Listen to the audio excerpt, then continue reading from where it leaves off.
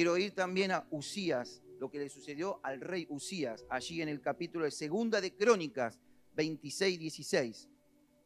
Segunda de Crónicas 26:16. Ustedes saben que este rey Usías tiene que ver con esto, no se me vaya. Es la adoración que demanda toda su familia, los 2 mandamientos que les dije, hay que adorar a un solo Dios. ¿Y cómo hay que hacerlo? Bueno, Usías, que fue un rey que gobernó muchos años, dice, mas cuando ya era fuerte Usías, su corazón, ¿qué le pasó? Se enalteció para su ruina, porque se rebeló contra Jehová su Dios, entrando en el templo de Jehová para quemar incienso en el altar del incienso. Usías cometió un error. Lo que debían hacer los sacerdotes, lo hizo él. Quemar incienso le correspondía a los sacerdotes. Pero él, hay algo más. Sí, cometió ese error, ese pecado grave. Pero ya su corazón se había enaltecido, enorgullecido. Estaba duro, soberbio. Segunda de Crónicas 27:2. Y por esa decisión mala que tomó, trajo consecuencia a su hijo Jotam. Segunda de Crónicas 27:2. Mire, este es el hijo de este hombre, de este rey que cometió un error. Jotam dice, él hizo lo recto ante los ojos de Jehová, conforme a todas las cosas que había hecho Usías su padre. Salvo, diga conmigo salvo. Salvo que no entró en el santuario de Jehová, pero el pueblo continuaba corrompiéndose. O sea, las consecuencias o las malas decisiones de un padre repercuten en el hijo Jotam, que jamás visitó el templo. O sea, para él ir a la iglesia era lo mismo.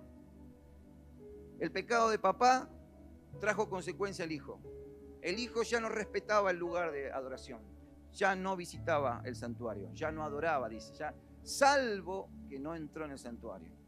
Le daba lo mismo ir al culto, a las reuniones, todo era el lay, ¿no?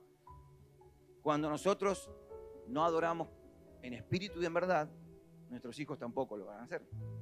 Cuando no respetamos a Dios en casa, no adoramos como Él manda. Cuando nos rebelamos, nos enorgullecemos, nos volvemos altivos, soberbios, fríos, nuestros hijos pagan por nosotros. Visitaré la maldad de los padres sobre los hijos, padres, hijos, nietos, bisnietos, hasta la tercera y cuarta generación. ¿Es una promesa? O más que una promesa, es un mandato. Segunda de Crónicas 27:9. Con este término. De esta familia, ¿no? El nieto de Usías, Acaz. Este ya más conocido, ¿no? 27:9 dice, y durmió Jotam con sus padres y se sepultaron. Bueno, 28:2 y 3. 28:2 y 3. Hoy lo ando paseando, pero es importante esto. 28:2 y 3. Antes anduvo en los caminos de los reyes de Israel y además hizo imágenes fundidas a los Baales. Estamos hablando de Acaz. Sigue. Quemó también incienso en el valle de los hijos de Hinnom e hizo pasar a sus hijos por fuego, conforme a las abominaciones de las naciones que Jehová había arrojado de la presencia de los hijos de Israel.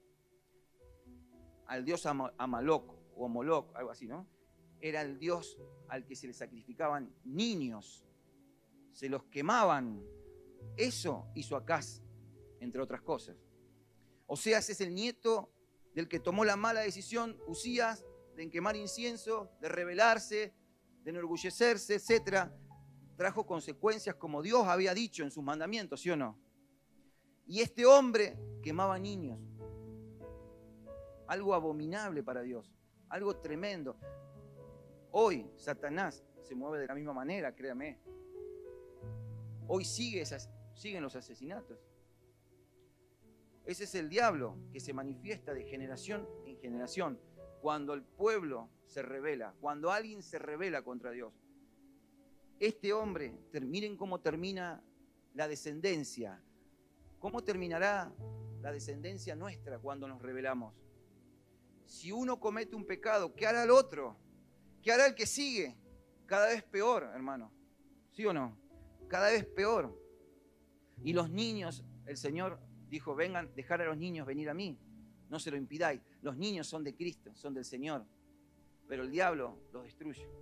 No los deja venir ni al mundo. ¿Por qué? Porque todavía sigue ese espíritu de rebelión.